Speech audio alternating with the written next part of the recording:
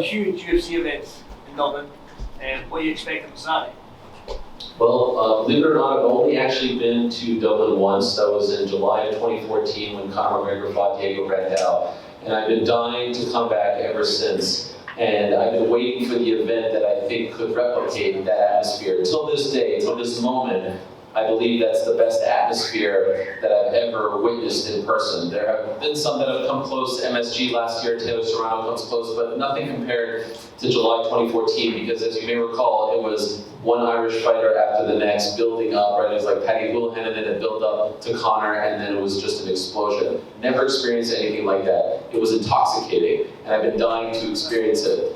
I've been a big fan of Katie Taylor's. I've said on my show publicly, if she ever gets to fight in Ireland, I would love to be there. And when DAZN reached out to me and said, we want you to work on the Jake Paul and Nathan Diaz fight, makes sense, you have a relationship with both, I said, great, cool. But I need to work on that show on May 20th. That one means a lot to me personally as a fight fan. I need to be here, so I can't wait. I'm buzzing. I'll do anything. Like I said, I'll get his coffee. Anything you do? I'm pretty much stopping short at anything, but I'm just here to help out and do whatever I can because I want to be in that building again. And what I love so much about it, sorry for going long, it's not a cupcake fight. She could have sold out the 3 Arena fighting a broomstick. She's not fighting a broomstick. She's fighting arguably one of her toughest opponents to date, and that to me says it all about Katie Taylor. You said anything, Eddie? Anything planned? I mean, as you know, the money that Ariel Helwani charges these shows to be here off the goodness of his own heart for no fee is an incredible gesture. I think we should give him a round of applause for that. I said I want to be here. I don't want to do it for free. Question for Ariel and Eddie. What are your memories from Taylor Serrano, the build-up with Jake Paul and things like that?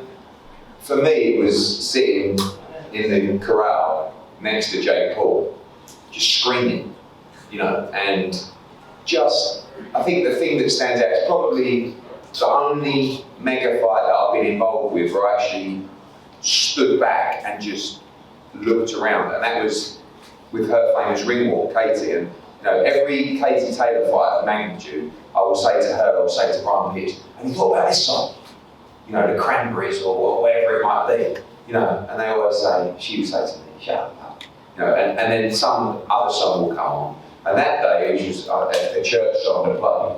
It was just unbelievable, and I've never seen her walk so slow. I remember someone locked an Irish flag at me in the face, and I put it around my neck, and I was just looking at Katie Taylor, just walking out so slowly. And it was one of the few fights that I've actually looked back and gone, wow, how did we get here? We're not in Dublin now, we're in Madison Square Garden, it's a sellout. And after the fight, in the ring, just, when they said, and still, it was just an amazing feeling. And a little bit, we had a bad night there when AJ fought Ruiz. I mean, Katie beat Bassoon that night, but it was like pretty bad memories of that place. And it was nice to get a good one.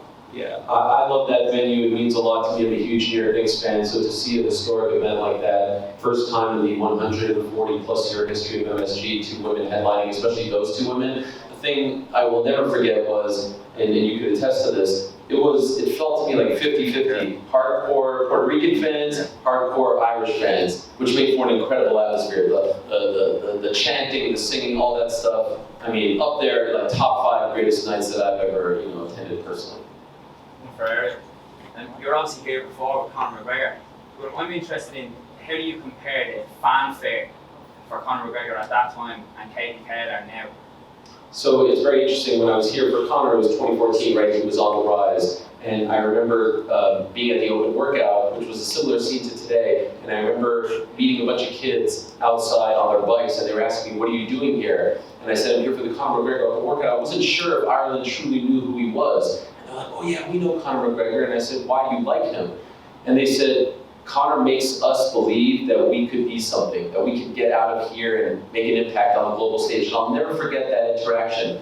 Fast forward to today, Katie's not on the rise. Katie has arrived, right? She is a megastar, certainly here. And to see these kids at the open workout, like I felt like I was at a Justin Bieber concert. to see kids, young girls, young boys screaming at the top of their lungs. Like usually you go to these open workouts and it's teenagers, it's 20-year-olds, it's 30-year-olds, they want to take a picture. It's not, like I have kids that age and they're not watching fighting. These kids are there to see Katie Taylor because to them, she's the most famous sports person in this country, not just the most famous fighter, not the most famous female fighter, the most famous sports person in this country. That's a huge deal, and that transcends fighting. So it feels a little bit different because Conor was like on this rocket ship. This feels like the coronation. This feels like the homecoming, the celebration. And so there's the difference, but both spectacular. I'm not one of these people who tries to talk about Katie to put down Conor or talk about Conor to put down Katie. They can both survive, they can both thrive, and I love the fact that they're working together, that Conor's sponsoring this event, supporting her, because let's be honest, he's always supported her since she turned pro.